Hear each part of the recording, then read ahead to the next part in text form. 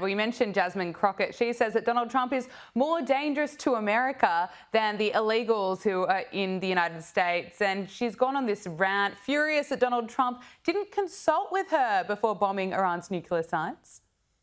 So I know they may claim we law and order, blah, blah, blah.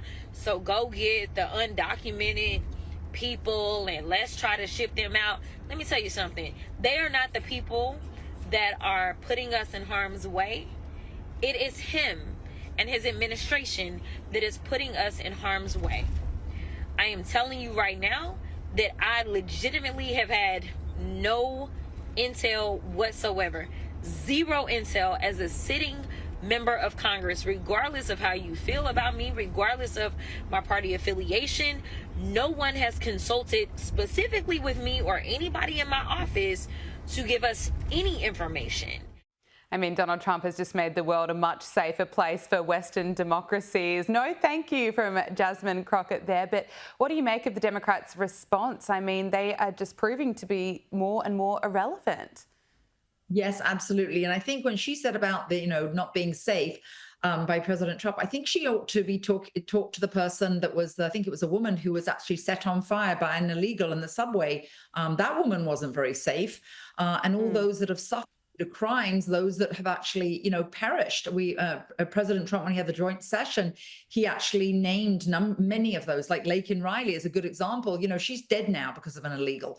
So I think she should talk to Jasmine Crockett, should talk to some of those families and see how safe they feel. Yes, I think we're on the precipice of world peace. Let's talk about Russia's response. We know that Russia's President Vladimir Putin slammed the attacks in Iran, saying they were unprovoked and unjustified in a meeting with Tehran's foreign minister, but didn't announce any really concrete support for his key ally in the Middle East. So we know that Moscow's a big backer of Iran, but he's not actually swung forcefully behind Russia's partner. What's your assessment of Russia's response and what can we expect from here? No, I think you're absolutely right. I think it's Russia's response. And I think the other thing to look at is both Russia, obviously, as you say, Putin did make those that statement, but look at the whole of the Middle East. Isn't it very interesting that none of the Arab countries whatsoever came to Iran's support at all? I think that actually says a lot. And generally, I actually look back at President Trump's trip to the Middle East and look, I bet you he was talking to all the countries he visited then, including Saudi Arabia, but not limited to Saudi Arabia, and talking to the Remember at the time, a very interesting, Gabriella, remember he didn't go to Israel. People said, why didn't he go to our major ally in the Middle East? I think it's because he was garnering all of their support so that, not about the this particular attack, but I think that at that time, he was making sure that we were well allied with the rest of the Middle East. And Putin, all it was a statement, and he was just barking like a little dog. Yeah, excellent point. Now, US Secretary of State Marco Rubio has called on China to prevent Iran from closing the Strait of Hormuz, one of the world's most important shipping routes. So any disruption to the supply of oil would, of course, have profound consequences for the economy. But China, in particular, is the world's largest buyer of Iranian oil and has a close relationship with Tehran. And we know any attempt to disrupt operations in the Strait could send global oil prices skyrocketing. What do you think is going to happen here? Well, I would say, yes, you're totally correct there. China actually has about 54% of the output that comes through the Strait of Hormuz. So you're right. China is far more vulnerable.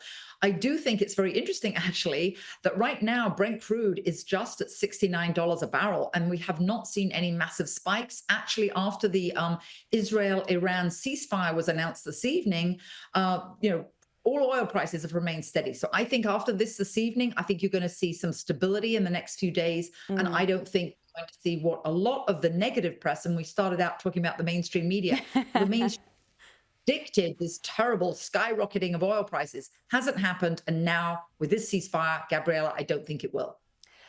Let's turn to what is happening inside the United States. Kamala Harris, she's reportedly considering running for governor of California. Sources told The Hill that she's considering all her options, but she's not done with public service and is giving the race strong consideration. Now, of course, the decision by Kamala Harris to run for governor would be significant because that would mean she's not going to run for president in 2028. What do you make of this? Well, first of all, don't forget, she actually had zero, that would be zero votes in the primary. She was the one that dropped out first. And then all of a sudden, when she became vice president, then obviously the Democratic Party undemocratically took out Joe Biden, and then she lost the election. So her track record isn't very good. She hasn't had public support. And the other thing, Gabrielle, I think is really interesting is, did you know that she's taking July off? From I what? did not know. They went to Hawaii to take off time. She's always taking time off. From what? You can't take time off when you're not doing anything. I just don't think she's got a track record in terms of voting, and she's not doing anything, nor has she really achieved anything. What record is she ever going to run on? Look at the state of California. Californians have voted that state. They go to Texas, they go to Florida. It's a failing state. I don't think she has a record to run on, and nor the support. Hilary Fordwich, President and founder of Strelmark, thank you so much for speaking with us. Really appreciate it. Pleasure, Gabriella.